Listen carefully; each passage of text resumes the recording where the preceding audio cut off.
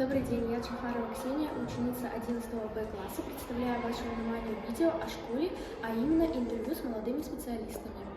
Выбрав самые интересные вопросы у учеников, я провела опрос, каково быть в школе молодым специалистом. Давайте спросим у учителя химии Талыбовой Налины Камиловны.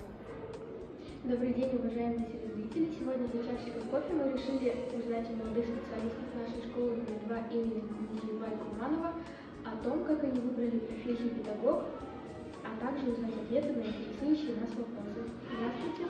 Мы хотим задать вам парочку вопросов касаемо вашей профессии. Вы не против? Нет, конечно. Когда и как вы решили стать педагогом? В пятом-шестом классе решила стать педагогом. Это был действительно сознательный выбор.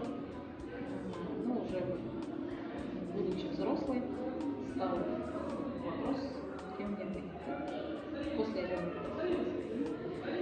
тогда пришла к мысли, что да, действительно, это моя детская мечта, хотела бы стать педагогом. Это довольно интересно. Итак, следующий вопрос.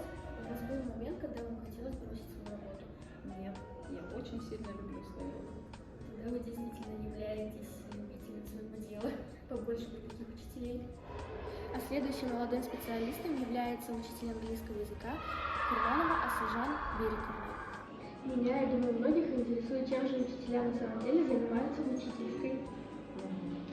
В учительской мы обычно во время перерыва отдыхаем, готовимся к следующему уроку, или иногда бывает, что перерывы, там могут быть окошки, и я обычно прикрепляю тетради или делаю свои дополнительные работы, которые не успеваю на работу. В основном, так, многие учителя думают.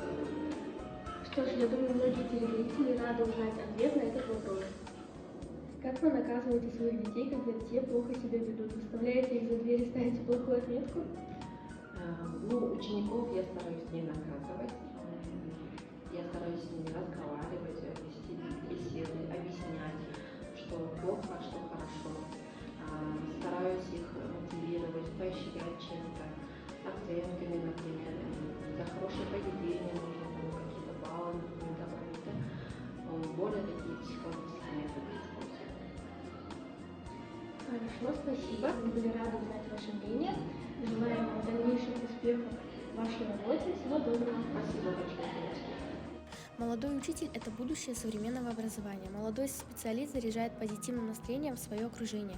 Свое интервью хочу закончить словами. Настоящий учитель – это профессия плюс призвание. Когда профессия и признание совпадают, человек счастлив сам и приносит другим счастье.